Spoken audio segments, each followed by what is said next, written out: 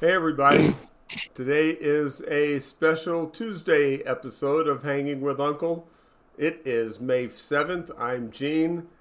And today I have a topic that is kind of very important to me.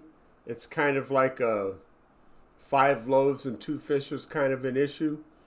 Um, and if you've been paying attention to the show, on and off, there's been a theme about working with the less fortunate. And uh, I think it's important to bring in our man on the street to talk about this because, behind the scenes, we've been talking and, uh, you know, been doing a lot of advising back and forth on how to get this project going. But Brent, man, tell us your the latest on what's going on with Feed the Planet. Thank you, man. Yeah, thank you for the opportunity, Gene. It's always a pleasure to talk. And yeah, so I started working with a man from like Nepal about 5 months ago. I was going through a like investigation I was doing, and we started talking about science a lot. He does climate change, and that was part of what I was looking into. And it started expanding from there. He knew about my project. I showed him what I was doing for the Global Refugee Project. That me and Gene, we've been about this now for 2 years. What to do with refugees and immigrants now that war has started. So that's why I actually first came on your show. And now I'm starting to work with Pradeep and the UN Mission for Peace and Prosperity. So yeah, man, it's starting to fire up. I'm just real excited that we're starting to make some traction now, and it's desperately needed because it seems like the war is going to really start kind of going crazy now, and we need to be prepared to feed people, to move people, and to treat them with their dignity and keep their human rights intact. And that's how you promote peace and prosperity in a sustainable way. I You agree. got to go ahead and you got to look at it from a whole systems lens, and that's what we're doing here with this African project. And But for I bet those you of got some you, questions. yeah, well, I was going to say, for our audience out there, if you don't remember, we had Pradeep on the show about a week ago, titled, Agricultural Innovation. So um, he was very informative on the technology that he has and how he plans to implement it to make sure that we can kind of get rid of starvation around the world. So why don't you tell us your work with Pradeep, where it's going right now, and um, how where you are as far as accomplishing Project Feed the Sure. Planet. Yeah.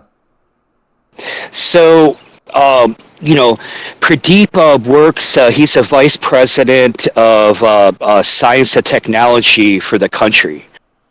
So he's been, he used to work at the university level, and then he gave up working at the university to pursue this project because he saw the need. Like I saw the need. I gave up everything I was doing a couple years ago, and this guy did too.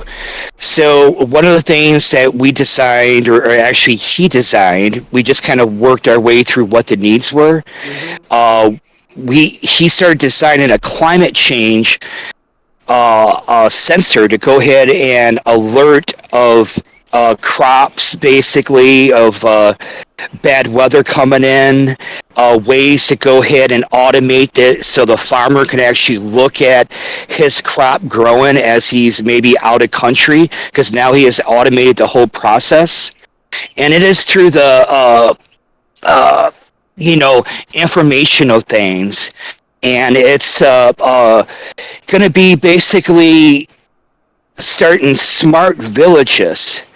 Our like concept is to get people ready, for skills that would translate into work and to sustain their lives, fulfill their basic needs, food, water, and shelter. But then, how do they sustain themselves to become self-sufficient instead of just being, say, trapped in a UN work camp, or I'm at a UN camp, or trapped someplace like, say, in Gaza. You would, if you could actually implement things and figure out how to move around populations and spring up cities real quick, you could cut down on a lot of people dying. So that's another thing that we're working on is, of course, the refugee project with visas, but we'll talk about that another time. This will be more about the tech talk. But his like technology, basically, when I started looking at it, it's like, boy, dude, you could be an early warning system for your village. When we start shipping out these villages, that technology, if we slightly modify it, maybe put carbon sensors on for smog, to alert them of bad air quality, weather, barometric pressure drop, to alert people in the village, hey, there's a bad storm, take cover. And then it would alert us to go ahead and start safeguarding our crops. Maybe our solar, like I said, our solar vertigo that's supplying energy to a village, or maybe a hydroelectric application. It depends on the situation.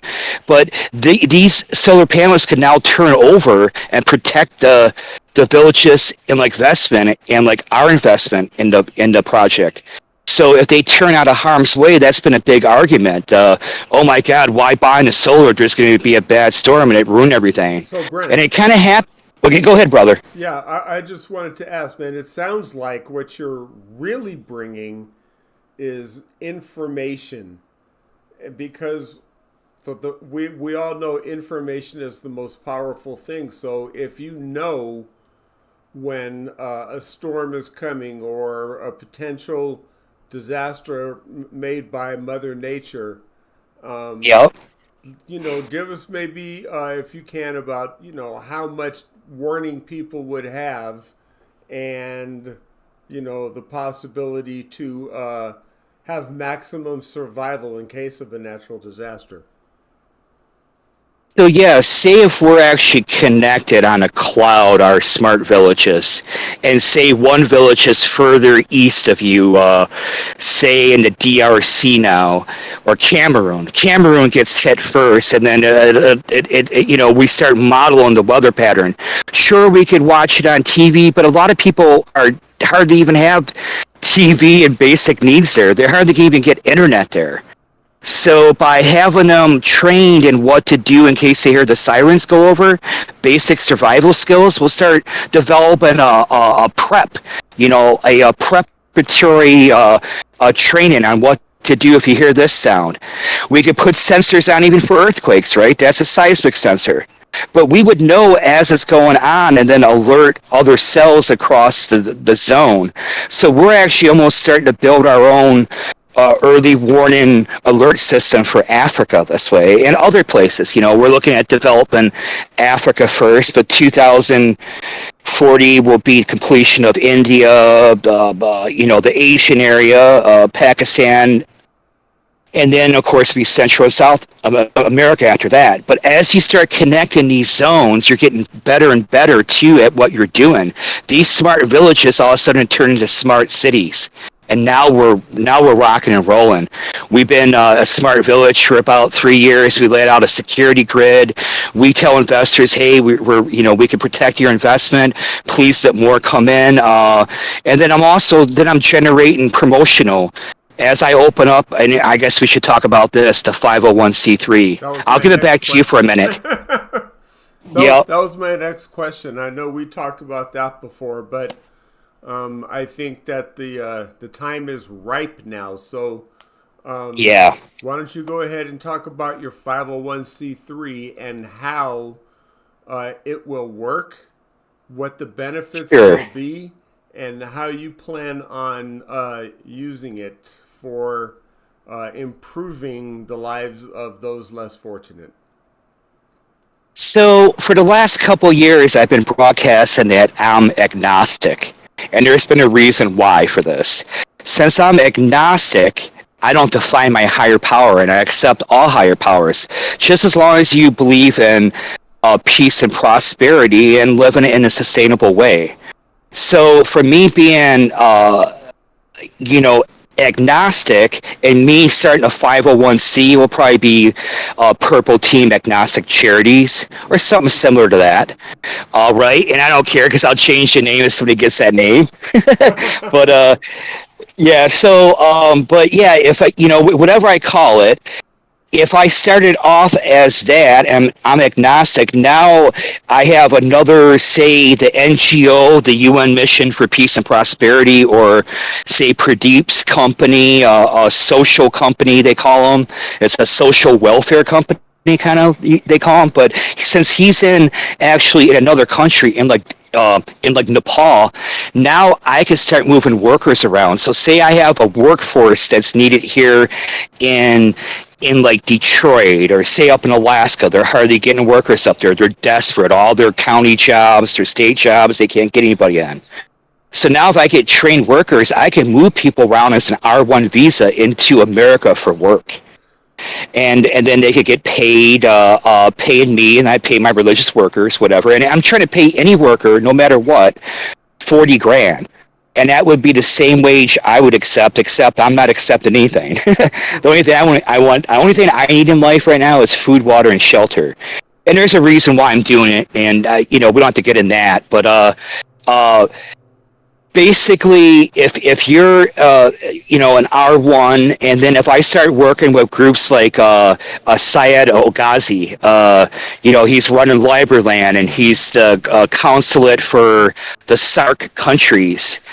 So now he's got workers maybe that want to move around. Other countries have workers that want to move around. Well, it's not just R1 visas. There's other ways we can move them through almost having a digital citizen. And that's where the term I'm kind of throwing around a lot right now is digital citizen. So that's what Librland's trying to do, and you would get an EU passport. South American passports I could probably get between 500 and to 1,000. But no matter what, wherever I put people at, I got to create a factory or sustain their farm. You know, I got to create something for them. I can't just throw them in a bad situation and throw money at the state or country and think that everything's going to turn out peachy keen. You know, you got to actually put the time in and actually have solutions for complex problems as they happen. A lot of times when I guess the refugees have, you know, refugee camps, UN camps, they have issues from people stealing their food. It's hard to get out there. How much food is getting out there? So that's another thing, is I got to build a smart supply chain. And when I'm looking in Africa, I already been doing that. So that if I got a smart supply chain, I know I'm tracking what comes into my camp, what goes out, what I produce in Zone A, if I'm producing potatoes, blah, blah, blah. But this isn't going to be a corporate fest. This is going to be grown. You know, that's the problem. It turns into a corporate fest with these camps. These camps, and it ruins it. They remind me of, there's one word that comes to mind when I think of these refugee camps like you described. And it's exploitation. These people are exploited. You know, they're used for what they can get. They have a use when it puts money in their pocket, but heaven forbid you actually have to do something for them. There's too little of that going on from what I see. So, yeah, explain how your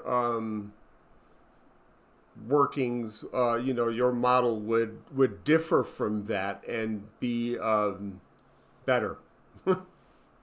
Well, for one thing, I'm the one producing it, so it's not just a blank check. So now I'm running it as a business. So now, as I produce these vegetables, there is a cost for investors, and if I'm having a global investors coming, I'm not looking for one person here. The investors I'm looking for will be certain people that actually I would pick out with it. Basically, to ensure that they understand what the objective is. The objective is to correct the mistakes of the past. So we can't just have a capitalistic pyramid scheme, unchecked capitalism type thing. We got to control it. So I'm building a security backbone. That security backbone is multinational. So since I could work with all groups, I work with the federal government, not work for the federal government. I could actually talk to BRICS countries. I could go ahead and coordinate and make sure that we have a plan to go ahead and go forward. If people are, some of the BRICS countries were talking to allies, what happened in Gaza? Well, Gaza wasn't managed really. It was just, for whatever happened, I don't want to get into it because this really isn't a UN problem. I look at this as a problem of not helping them out fully. This is a problem. To me, I look at Gaza as a Netanyahu problem, but that's not what this episode's about, man. Because you're right, we can go on and on about the atrocities going on in Gaza. Yeah. So so how do you go ahead and correct those mistakes? Well, you got to go ahead and secure the zone. You got to understand the movement. You got to make sure you have the right people in, and it takes time. So I'll start my 501c3 here very shortly, and I'll come back on and I'll tell you, hey, I'm started. I'll give out the shout out where you could go ahead and help out, how you could help out. Another thing too that's going out is of course education in these camps. So a lot of children are being raised without any type of education. The only type of education they get might be from religious leaders talking to them in their villages, and some religious leaders are great. I'm not going to say anything to that effect, but you got to have a influx of information to go ahead and make sure you have a well-balanced child. So you need to go ahead and have a educational plan. Yeah. So that's another thing is we're going to be doing classroom in a box. So Todd Byers is designing the curriculum. He already finished the curriculum. NSTEM came in, the National Honor Society STEM department. So they're going to be helping us. We pay $300 per year per box for a scientific games they could play, projects they could build. They're actually learning how to adapt to new technology that's out there. They're learning at such an early age, and that's the main thing. Is most of your people that are excelling in higher learning is because they had a good core at a young age, and you really want to develop that core. Is really built great up to about 7, and you still build on top of that from that thing. But that's really how your IQ is created more, is at a younger age, and it might be a little bit more later than that, according to whoever you talk to. But most of the time, like I said, you need a good core education early on to ensure that you're a well-rounded citizen, and then now you could go ahead and say, hey, I got the skill set. I want to go ahead and be a digital citizen and work in these places. So that's a big thing, is you got to educate children and adults in those camps. There's adults that never went through a proper education. Yeah. So that's where ICT, STEM is for children, right? ICT is just trying to get basic skills to like survive.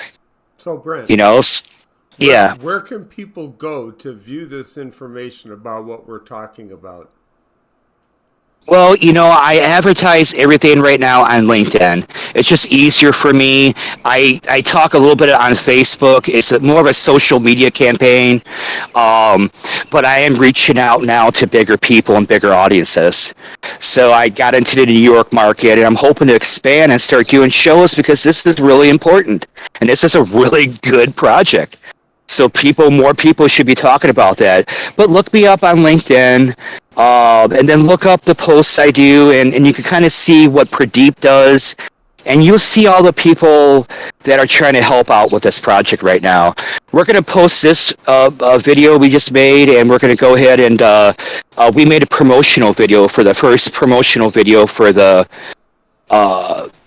mission for peace and prosperity. So I'm really excited about that. The guy from Zimbabwe, he's super intelligent, such a beautiful talker. Of course I try my best.